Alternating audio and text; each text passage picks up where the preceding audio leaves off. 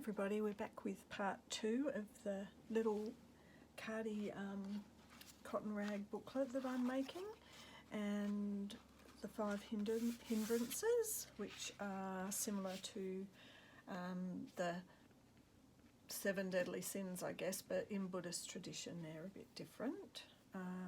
Someone will probably ask me if I'm a practicing Buddhist, and I would have to say I'm not a practicing anything, but I have for many years studied many different religions and open to conversations about all different types of spirituality, but not really interested in anyone giving me their dogma. So we're up to the third one. So we've done sensory desire and how to overcome it with mindfulness, noticing it and then letting it go. Ill will and how to overcome it by meditating on loving kindness. So we're up to number 3 today. So out of all of my little 5 faces I drew, this was the one that fitted in to this. Now, obviously I drew 5 faces. I wasn't thinking about it at the time, and I just went with it at the time and tried to fit each of the 5 faces in. So someone might ask me why this is number 3, mainly because this was the one that fitted into it. And so this is about sloth and torpor. So it's Thina Mida, and the reason this face reminded me of it, and once again I've printed it out onto paper, there was something, I really actually quite liked this face. I thought it was very sweet and came out a bit of a sweetheart. However, it did remind me of someone I used to know who,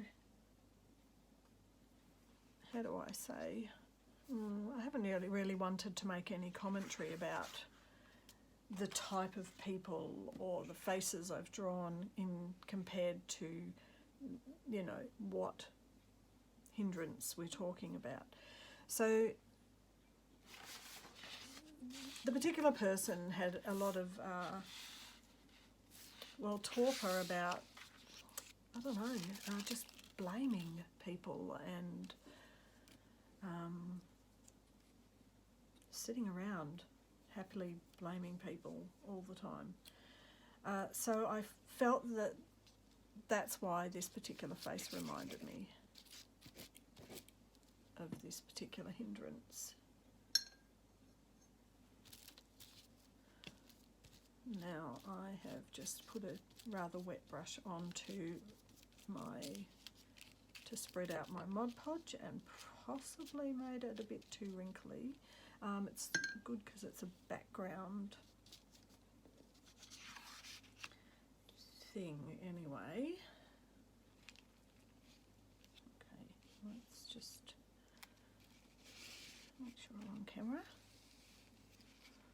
Oh no, my jumper was fluffy. Oh, I think the picture covers it. That's okay.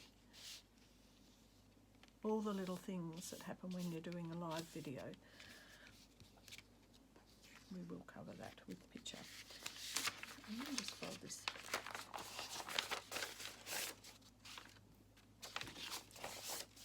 My gluing area. So I'm still going to keep with my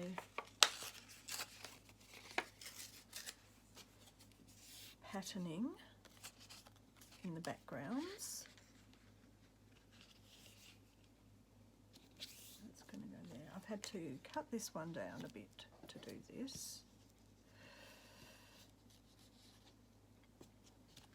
So it's just a bit different than the other ones.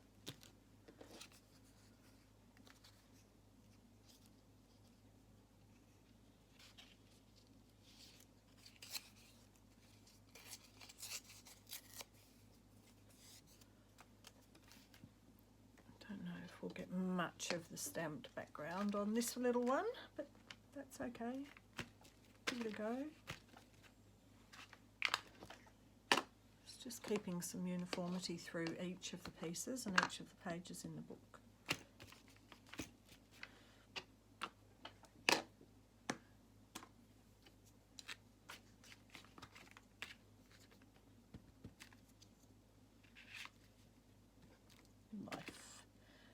Life stamp. Okay, so okay, this is going to go under there. So this one had the claret, stays on claret distress around the edges.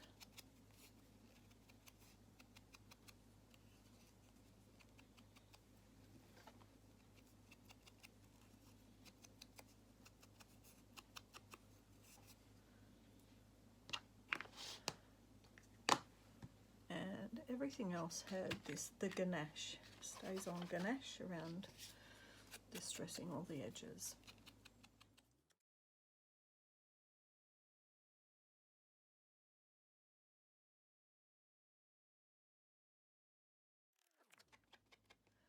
So it's not in any, not really any real connection that this one's a woman, or that all the others ended up kind of being, oh well, number one seems a bit, could be anything, but all the others do seem like a male. Number one kind of could be male or female. Okay, this one's going on first, so nothing whatsoever to do with gender or binary, non-binary.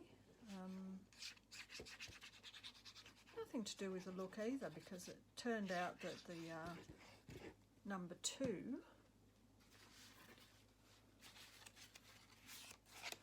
Ill Will had an earring, and an earring nose piercing. That doesn't mean anything. None of that means anything. It's not important. Just a representation.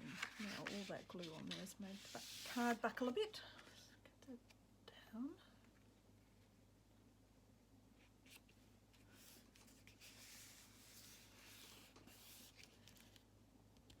Okay, a bit wonky.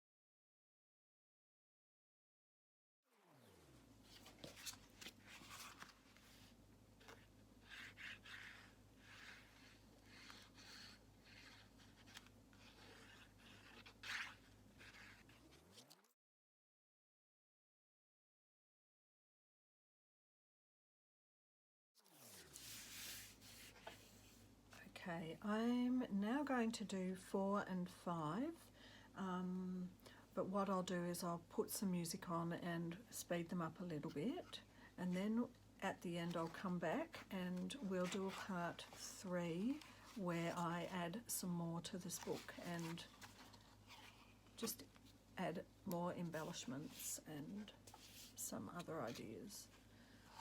Okay, enjoy.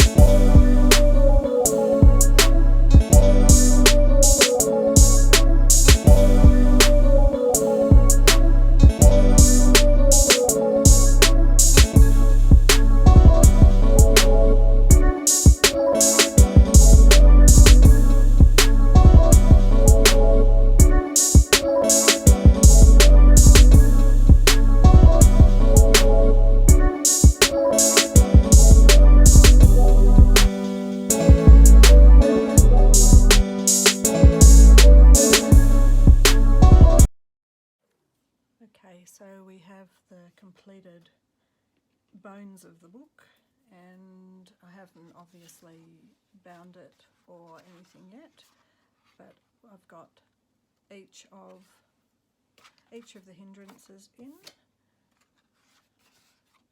a little collage for each one.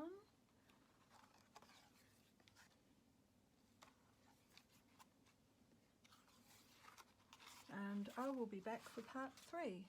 Thanks for watching.